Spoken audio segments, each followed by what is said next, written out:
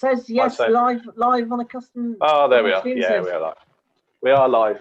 Right. Football. I've got some words for you. Words with you, football. It's corrupt. Somewhat money has changed hands there. It's a disgrace. Opinions? Well, what else can we say but knowing that pretty much most even presenters or football analysts on social media are agreeing that it was dangerous play from Chris Wood. I think says, I can completely, first of all, understand why Chris Wood was going for the spectacular. He's only naturally going to do so. But for the fact then to ref to think because of it and it bouncing off Doc's arm to avoid it being in Doc having it in the position where he was to avoid him being knocked out cold is beyond extraordinary. I really do not know how to react. I could say many swear words. I obviously won't know considering we are live on a streaming service and one of us to get pulled off. And it's beyond frustrating that no doubt now our Champions League hopes in the league have been seriously damaged. Although, of course, though Chelsea's, I was going to say we need Chelsea to screw up and us to win our last two now, and I don't know if that could happen. But so it's beyond annoying. Let's work our way backwards then, because we'll get it all off our chest up front. So I mean, I don't think any one of us doesn't remember a game from 3 years ago, was it, or 2 years ago? A little night in Cardiff where there were two teams where Wolves and Cardiff were vying for the Premier League, number 1, number 2. So they appoint a referee by the name of Mike Dean to that game, right? Yeah. And before the first ball is kicked, people are already going off the most dramatic, self-serving referee in England gets this spotlight game. And what does he do? He blows 2 penalties in the 90th minute, and he added on to his legacy, I guess, with Wolves fans today. No surprise that he would do that. It's like he just looks, and you look at in other games too, when the game's coming to an end, he looks for those moments, just anything, just let me change the outcome. Not that it's a scandal or something. He's just garbage, and he's always going to be garbage, and that just completely ruined my day. And I have an empty feeling, in all honesty. As you say, both those decisions. Yeah, he as he showed for the Cardiff game, he's one of those who just loves a moment to be like, screw it, let's cause absolute havoc. But can I just add to this? As much as he is shit, what's the point of VAR?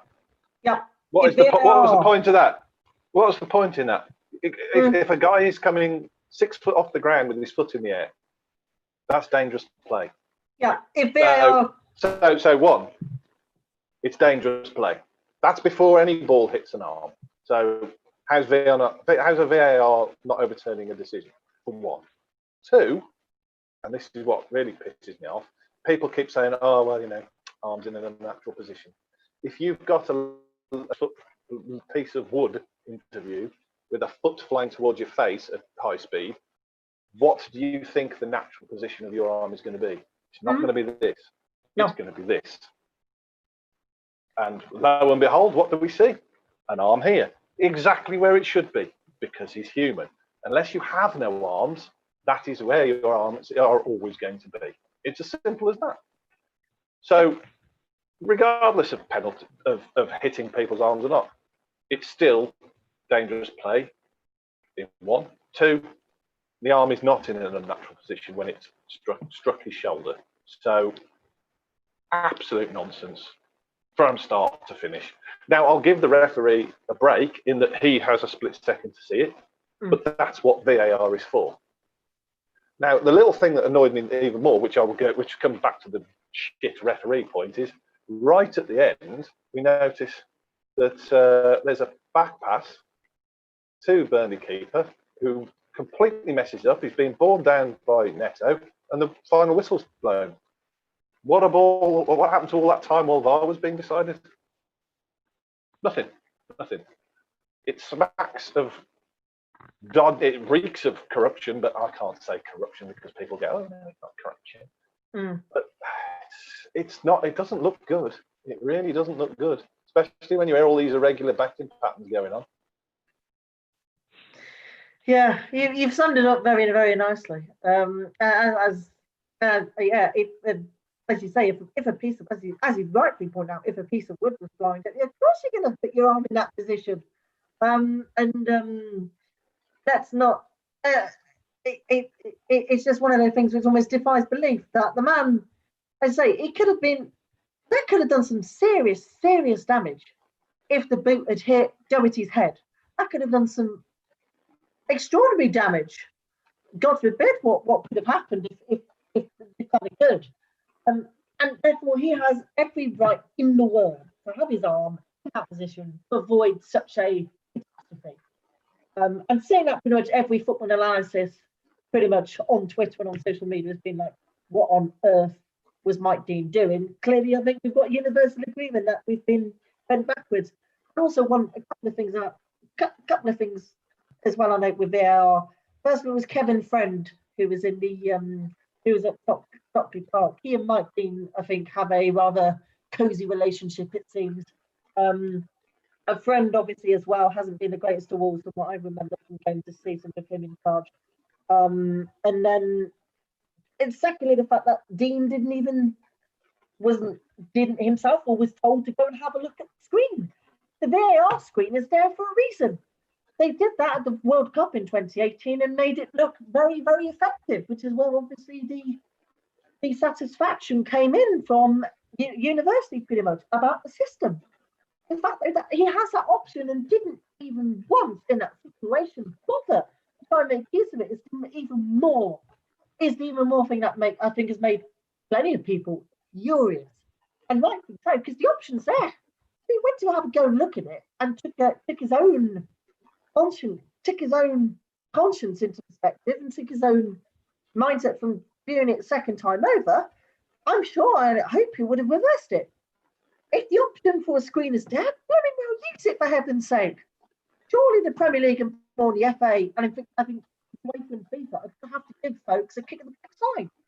Not in such a fashion being able to make use of the equipment in full. I know as well we now therefore can't catch Chelsea because of that nonsense. And therefore obviously closes a thing there. But good news, Liverpool have just taken the lead against Arsenal. So that's one positive. Good news is we've got Mike Dean out of the way. Yes. So let's talk about the other 90 minutes because let's put that aside for a minute.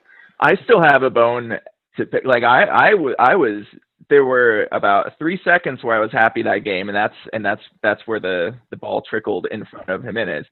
Before that, you saw I think when I texted you the starting team for today, I was shocked with this. I wasn't necessarily against it, but obviously that is an attacking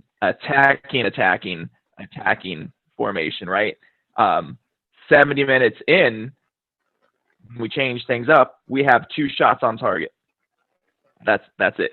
So what in the world happened there? I think at halftime we had 25% play up the middle. It was just strictly to. It seems like we got the ball out to our wingers and then we just held up play every single time.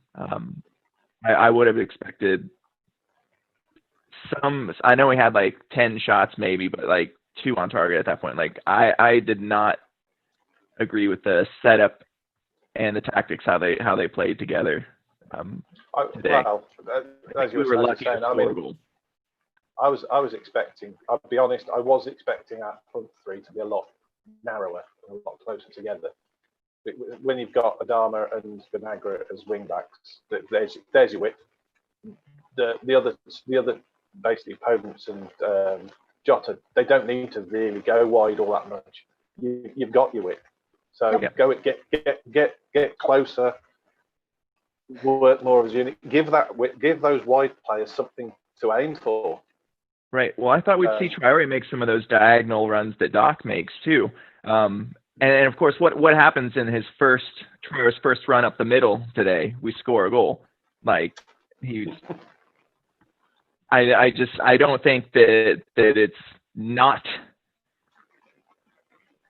simple. Am I saying that right? It's easy. Like that player he does the same thing when he's out wide every single time, and he still is getting the balls in. But some sort of creativity there, because if that ball didn't trickle in front of Jimenez and he hit that impossible shot just right, we lose today, or a draw 0-0 based on how the game was playing out. I didn't think there was going to be a goal in the game with that setup, with what, 7 attacking players more or less. Yeah. I have to say I like the tempo for the first part of the game. Good, the tempo was still there, but it gradually slowed down, and then with it, oh hello, there's the Invisible Man. He's not so invisible today. And he's gone again. Yeah, and then it just generally slowed down and slowed down and slowed down and slowed down, and then and with that, the attacking chances that they go with it. Our attacking play seems to be very, very much linked to to the tempo of how we play. If we're playing a nice up tempo, crisp passing, knocking it back around quickly, we tend to then attack and create more. But as soon as it slows down, no, we don't. It seems to take a long time to get out of that habit again. Mm-hmm. And it happened again. I mean, we didn't learn from Sheffield United. Ultimately, we went 1-up, and then we decided to see the game out. Now it's one thing to do that with 2, and I thought we might actually see it out today. I mean, we were. I mean, obviously, the 12th man for Burnley made some difference, but we've about that now. But still, it comes on the back of at least about 4 or 5 lumps into the box. All loads of pressure on us, and it just didn't need to be. We don't need to play across the back. We could play the ball if you're going to play the ball around, play it up at the front. Don't play it across the back.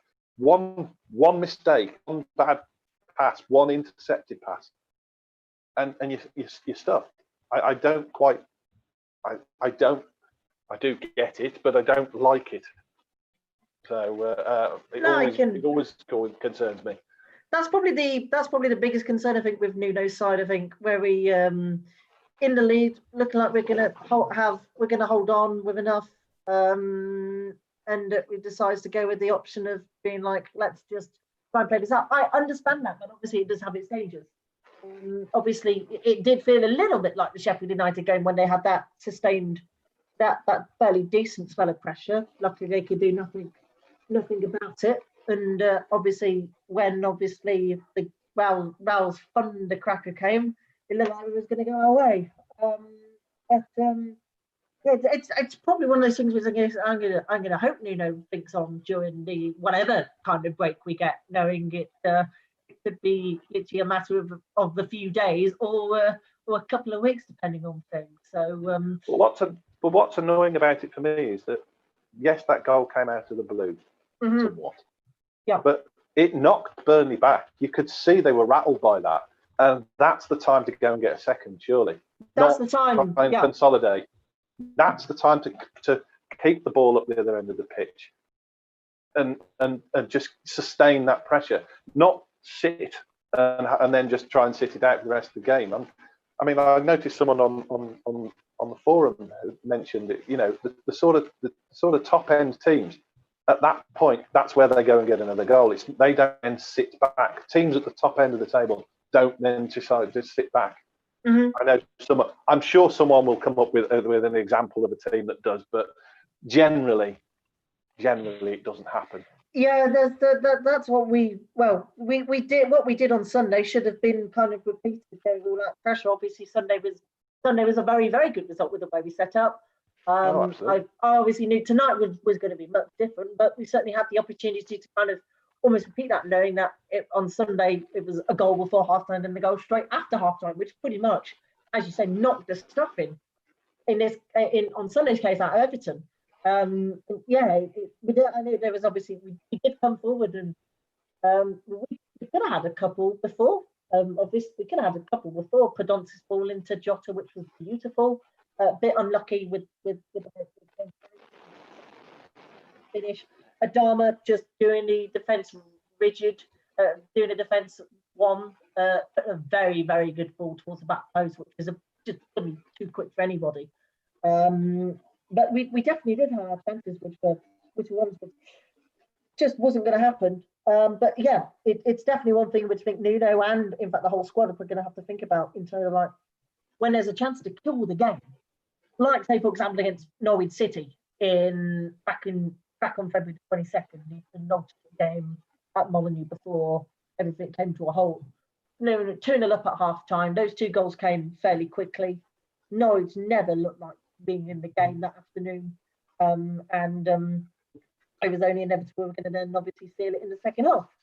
And it's one of those things which I hope Nuno and his men think about, considering there's opportunities there. And even if bad luck and corruption, as I'm going to say, comes to the fore, then we're still going to have to focus on the positives. And I certainly think, obviously, to say, even if the goal came out of the blue tonight, what a strike from Raul Jimenez. What a strike. 25 goals or whatever in like 26 goals, I think, in 55 games or however many. What a genius. And the way he took it was just typical of a clinical number 9, and probably put a couple more £1 million on his value. Yes, he bounced off the defender in the build-up, but my word. It was a world-class strike. But with that result, if we want to see more of those next year, I would strongly recommend at least securing the Europa League, yes. Yeah. We've lost your volume there, Alex. Alex, you've gone again. Oh. He's still. I had things to say. Did any of it come through? Yeah, you're back again. There you are. Where'd I leave off at, guys? Most of it. All right, if we want to see more worldies like that next year from Jimenez, we have to secure a spot in Europe. And so the next 2 games are even more crucial than they were 2 hours ago. Raul's 29. He's going to want to play in Europe. So whether we at least have to secure a group stage over the next 2 games, or win an international tournament, which seems a really hard ask at this point for a team that seems to put together, minus the Everton game, 1 or 2 like really good scoring chances each match. So I think indeed it's not a panic, but got to convert that. I'll say dominance, really. Dominance of possession in the final third that we have is not being converted into chances. Right. And that's really, really. That's the alarm bell. Supremely frustrated. I was throwing pins all over my office in here because my wife was teaching a class in the other room, so I had to protest quietly. But just every single time we get in there, Podence looks brilliant. Can't find it. There's not even anybody there half the time to get the ball too. Like Jimenez tried to back heel at one point because he ran into 3 and there's nobody there, and you knew there was nobody there before the camera pulled out. Like I don't understand how we could be in such an attacking formation and not attack. Bang on. I thought we were going to do. I thought there would have been more attacking, in all honesty, with the way in which we lined up and the sheer pace that was out on the field. Obviously, Burnley being Burnley set up defensively pretty well and very robust. You've got to give that to Sean Dyche. He knows how to set a defensive orientated side up. No one should question it. But yeah, we definitely have to go forward more, and obviously try and make use of chances. And as mentioned, within the periods when we take the lead, go absolutely at it. Go absolutely at it. Striking whilst the iron is hot is a phrase I think will ring well, and it's something we obviously need to do much better of. There wasn't really, as I say, there wasn't really too many chances after the goal. Obviously, Neto coming forward and I think Adama coming forward as well, having half a chance or so forth. So we tried, but there wasn't anything too much there, which was annoying. As a note as well, annoyingly as well, Arsenal just levelled it up. Finally, a Van Dijk error. Well, if we go back on script, can I have a hot take from each of you? A hot take. Ooh. Hot take. Ignoring the obvious bit. Hot take. Wolves don't play in Europe next season. Hot take. We will finish sixth. A hot take will be we will finish sixth. Thanks. I think we'll beat Palace. I think on the weekend we'll beat Palace, and then on the weekend we'll see City beat Arsenal, and therefore obviously the top five, and obviously the FA Cup place going to sixth place. I don't think we'll beat Palace. I think we might draw. We might draw, but I think it'll be more of the same team who will be set up very defensive, very deep, and it'll be more of the same. Unfortunately. Now, yes. So I'm worried if we score early, different matter. I'm worried Arsenal's going to win the FA Cup since that's all they have, and that's going to mean that sixth place is it backwards. Yeah. You have to be in sixth, and if we end up seventh or eighth, obviously eighth, you're done anyway with everything that happened at the beginning of the week. But I don't see us beating Chelsea with what we had today. So I think we stand more chance against Chelsea than we do against Crystal Palace. Yes, as we've seen against obviously as we showed against Chelsea last season, and both times, yes, obviously September's was what it was with Chelsea putting up and being clinical. But yeah, as we show usually against the big fives, we only haven't done so like once or twice. The good news is that when I get this negative about a team that I love, they usually go on to do great things. When the Chiefs started this guy named Patrick Mahomes, I don't know if you guys are hip to him over there, but it's like he's untested. We have no idea if he's going to be any good. Stop saying great things. And he took us to within 2 seconds of 2 Super Bowl victories and back-to-back. So this is good that I feel this way. You're kind of used to this in a sense because of the NFL. Yeah, I was perfect. I was perfect for Wolves. That's why I clicked with the fan base so much, was just the years and years of potential versus results was just as maddening as it was for you guys. So I was happy to be on. I completely get you. I completely get you. I think it will probably no doubt enhance you being in the fan base. Yes. Cash, your hot take.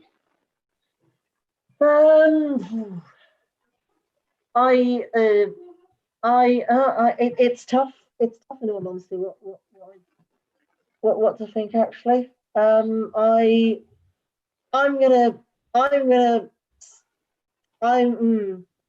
It's genuinely really tough. I honestly don't know what to think at this moment in time. In all honesty, Cash's hot take that he hasn't got one. I was just going to say, quite possibly. Cash doesn't know. Yeah, it's just I think everything has just been completely blown to pieces. I'm going to stick my neck out, and even if it sounds, everyone's thinking obviously negative at the minute. I think. My hot take will be that Leicester will beat Blades tomorrow to give us a hand. I think hopefully Leicester would have been given an absolute smashing by Rodgers after their capitulation at the weekend. And therefore they'll hopefully respond. Because yes, even if it means they'll go obviously clear, still in the top 4, it will still mean we are 4 points or how many other points clear with Blade, which I think is what will count at the end of the day. That'd be my hot take. That Leicester will beat Blades tomorrow and then give everybody something to smile about, even if it doesn't feel like it. God, how hot do you feel? I don't know how my temperature has felt in all honesty since full time, or since the moment it's like being pointed to the spot. My face feels red. My internals feel like I could just do that to a wall or a window or something. But I do not obviously want to cause a lot of damage to one's own house. So Well, I've got 2 hot takes. Okay. Amongst my many other opinions. One is I actually think we will win the Europa League. That's my one. My other is, good God, are the BBC awful at doing football now? 4 games in the Premier League, God. yeah. Jesus, that was terrible. My God, I think we could have done almost as good a job with our setup. It was appalling. Absolutely appalling. I know there's a clamour to have it fully. I know there's a clamour to have it fully free for there to be games again free to air, and that there absolutely should be, knowing audiences here in the UK. In fact, with size 25 free games on TV, as well as obviously the BBC's 4s and Amazon's 4, and therefore 33 out of those 92 games being free. Absolutely, it should be, knowing that. For say Southampton, Manchester City was 5.7 million, the most watched Premier League game in UK broadcasting history. Fair enough, but they certainly don't. Commentary wise, Dion Dublin, Dion Dublin. I'm putting aside pundits. Pundits, most of them are pretty awful. So that's fine. That's the thing. Oh, that's what got me. That's what got me. Alex, did you get a feed from the BBC, or were you on a different? NBC, I'm guessing would it be? Would it? I'm NBC, yes. I believe I'm totally in a different world, because I've been quite pleased with the punditry. Oh yeah, we basically got replays while the play was going on. Okay, I did get that. One particular nice shot. There was a lovely shot of the grass, and then there was a fantastic shot of, I think, Tarkowski walking along the pitch while the game was going on. That was an exciting play. Burnley were attacking, yes. Yeah. We had the same feed, I'm guessing. I was like, I had no idea what was happening. It was the world feed, I think, by the sounds of it. Yes, being provided, I think I think, by the BBC themselves. Drunk in the truck. It reminds me of in 1998 when Al Snow went into the WWF truck during Monday Night Raw and started playing with the feed. It's a wrestling thing. You guys wouldn't understand. You're too young. I've watched a bit of WWE, and I can suspect it can get a bit wild. I'm going with your assertion that I'm too young. Yes. This was 22 years ago. So. Oh wow, that was back in when it was real. 98. Yeah, before it then became scripted. It seems. Back when I was just a wee babe. I had a bit of smile on one space here. So let's take that smile back off your faces. Player ratings and man of the match. I think man of the match.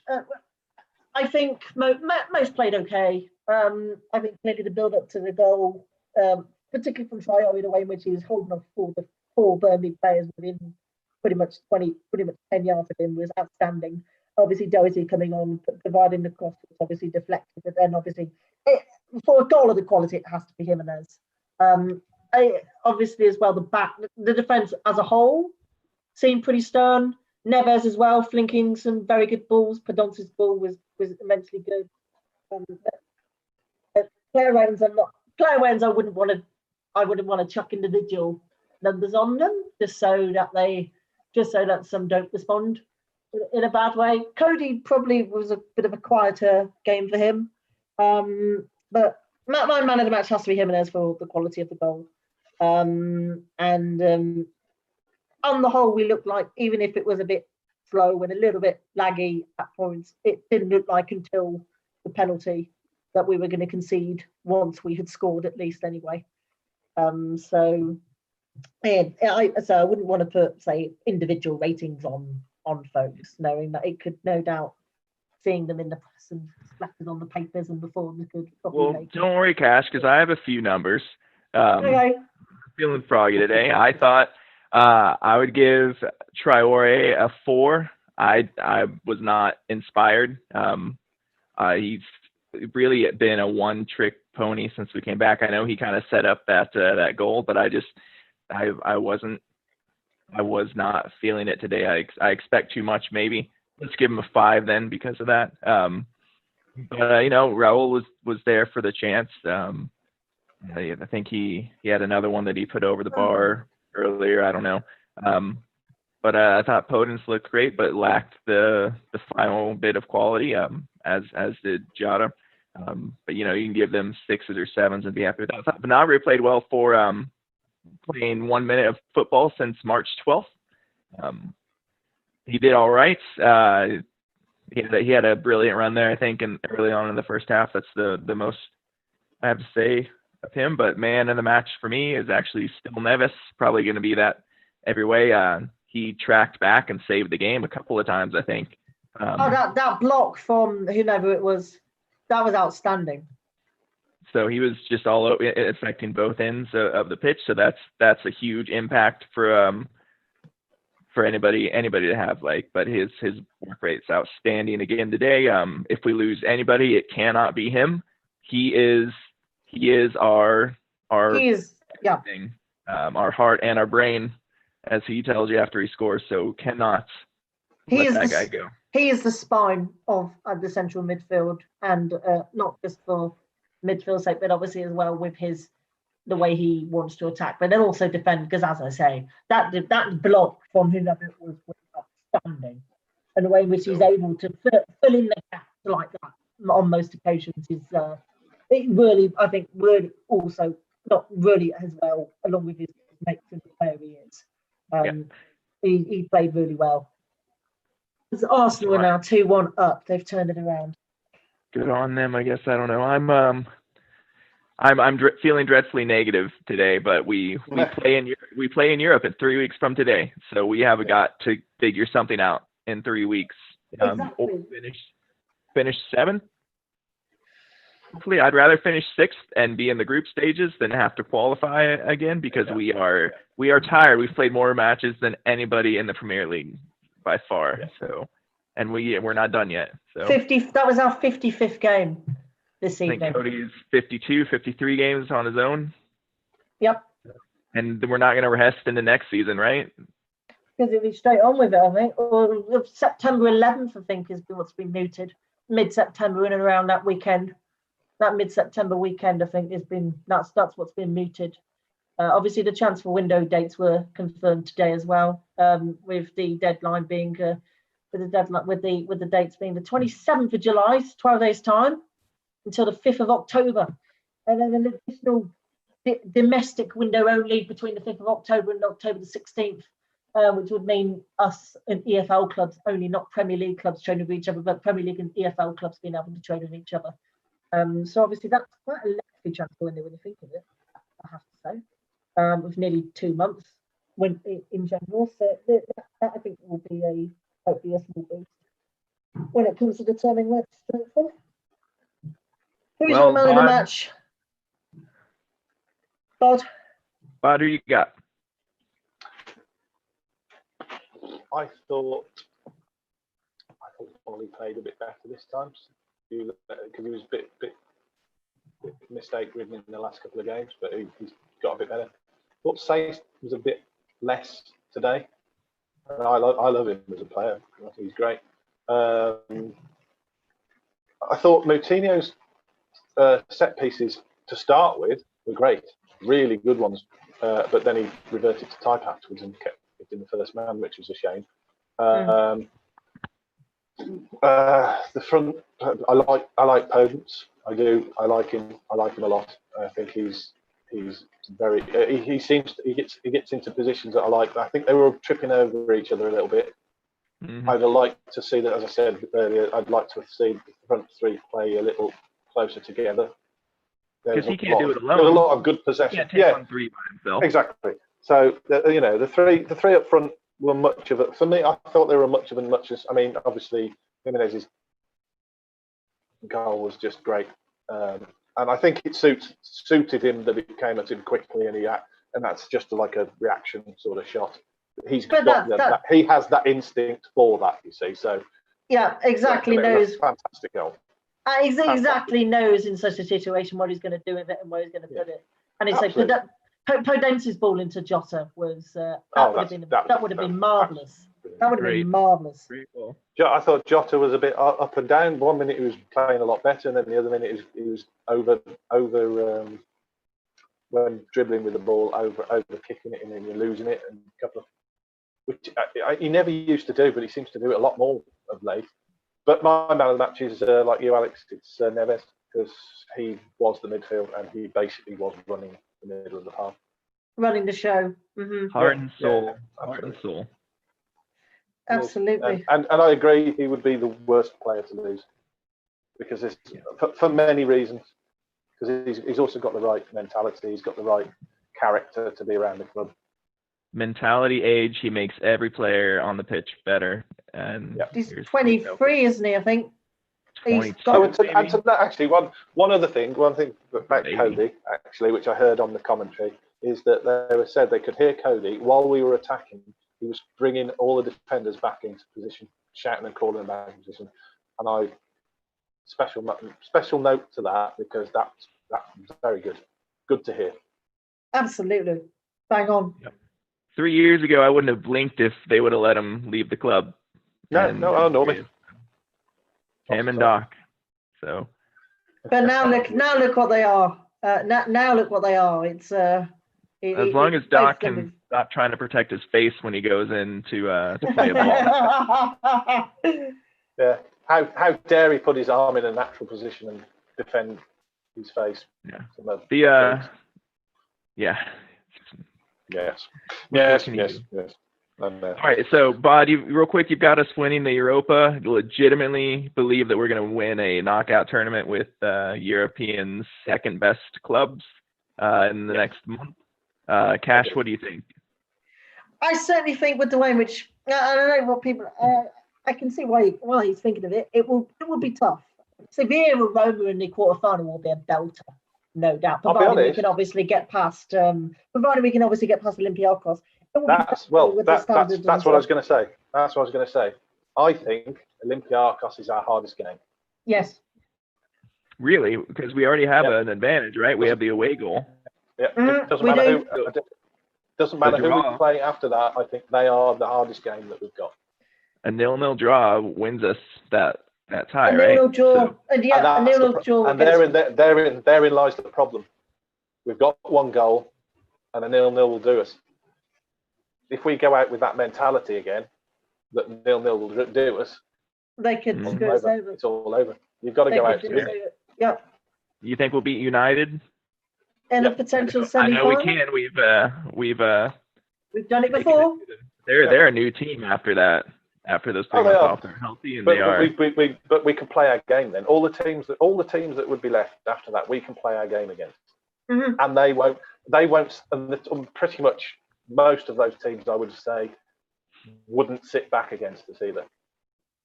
Yep. So definitely. That's why I think that next game is the hardest game. Definitely. Then saying that, they have got to come out and score, but it's our mentality. If we try and sit back, but we need to do what we did against Espanyol and just go at it, as we did in the first leg against Espanyol. We've obviously created such an excellent result in that first leg of that last 32 game. We can have that mindset and that kind of focus, or a focus similar to Saturday, where we just go at it and be like, let's go for it. I think we'll hopefully see us through, because as you say, if we decide to have that, if Nuno thinks it would be best for us just to hold back and try and hold out for a draw, then it could end tactically badly. But when I think, say, high pressure games, their quarter-final, one-game shootout. We obviously did it against Manchester United in the FA Cup so brilliantly last season. Again, yes, Sevilla or Roma will be tough. But just to say as well, Sevilla got beaten by Leicester City in the Champions League in 2017. People thought Sevilla would have knocked them out. But that wasn't the case, and Leicester, fair play to them, did a job on them that night. And why couldn't we do the same? And just imagine if we were able to say overcome one of those two and get into a semi-final potentially against Manchester United. It would be quite something. It would be. We can dream the dream. A day off from work for me, for sure. We can dream the dream, and I think in Europe anything is possible, as we've shown.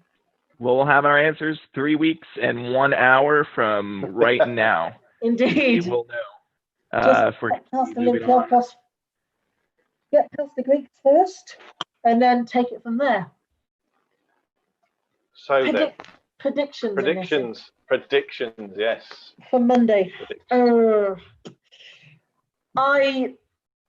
Obviously tonight was an absolute stinker in the end. But I've got to be positive. I'm on the BT fan screen again. So obviously I'm gonna keep the positivity. Obviously We need to give you a flag for your background. Well, I've got a couple of flags. I used the Molyneux Pride one, which had the old stadium design. I've had that since I think it was the first game of the season in the 2012-13. I think it was that we all got given it. First home game in the league against Barnsley, 3-1 win that night. I seem to remember. I think it'll be last home game of the season at Molyneux. The lads will know what's what come that point, no doubt, in terms of what we're playing for properly.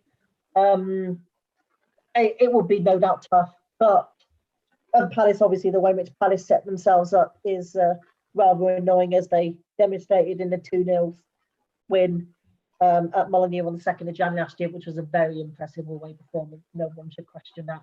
The way in which they just almost held out against us back in October, or it was September, whenever it was, when we grabbed the last minute leveller, which obviously kick-started our season properly. I think our quality will come through. No doubt the boys will be so determined to just be like, we cannot have such a sickening end again. And I'm therefore going to go, I'll go with a tight one. I'll go with a 2-0. And then the Palace haven't really looked like scoring recently. And that's the major thing. I'll go 2-0. We'll bounce back and we'll just do what we need to do. And if we do, then we will have our best season.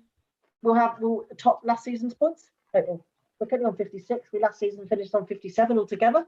And that in itself is an astonishing achievement, where we've gone 7th one season to potentially 6th, and even better points total the next.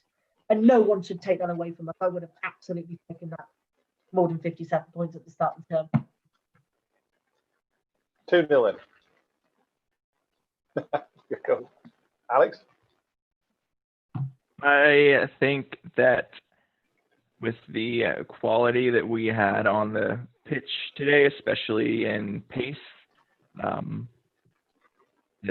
the return on that risky investment, I guess, by Nuno was not what I expected. I was flipping through the verdict thread. A lot of people say we played soundly today. I don't consider 2 shots on target in 70 minutes sound for that setup. So I'm feeling a bit negative. I think that we, in hindsight, might have had a few lucky results since the restart that's put us in this great position.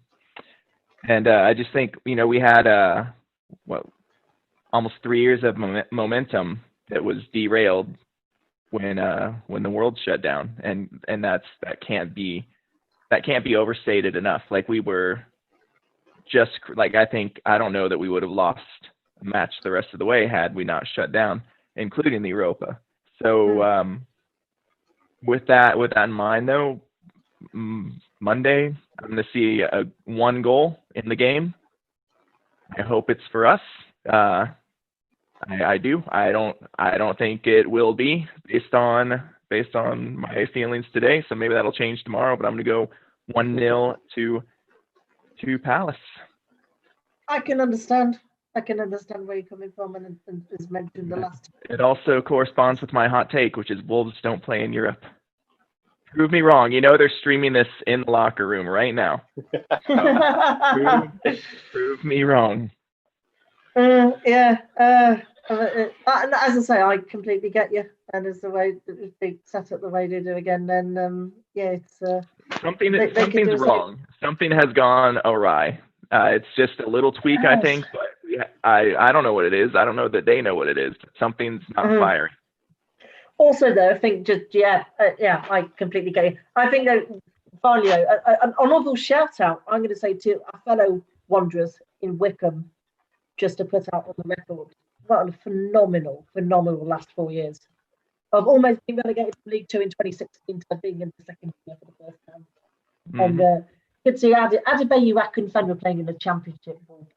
Joy to behold at age 38. So just to put out there, he deserves. The chair boys.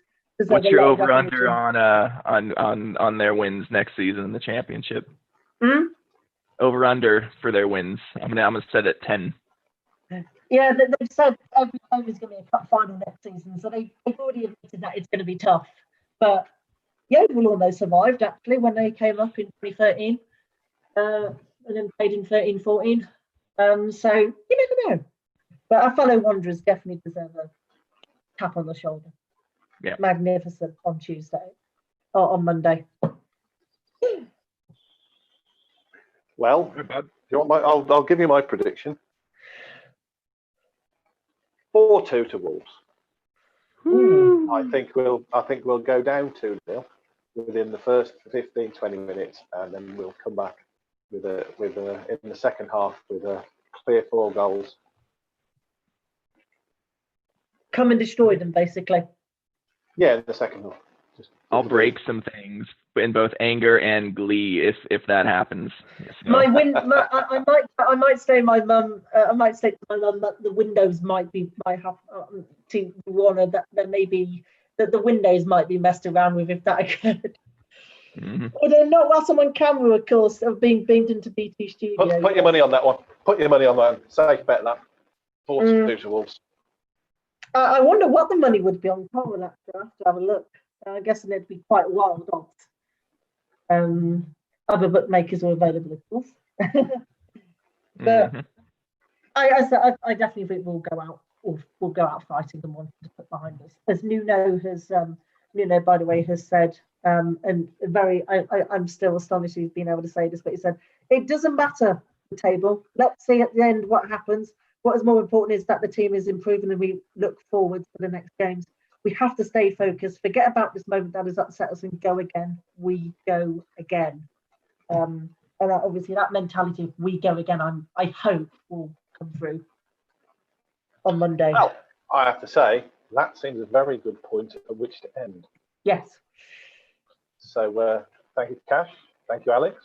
No problem. And we'll Cheers. see you. We'll see you again. See you late Monday. Yeah, late on Monday. And that's it. And if anyone would like to join us next time, just have a look for the link on Molyneux Mix. You're very welcome to join us. Yeah, you cowards. If you've listened this far, then and you think, my God, what a load of crap, well, you're quite welcome to come and put us right. Fight me. Yes. So anyway, goodbye, everybody. Catch you soon. See you Monday.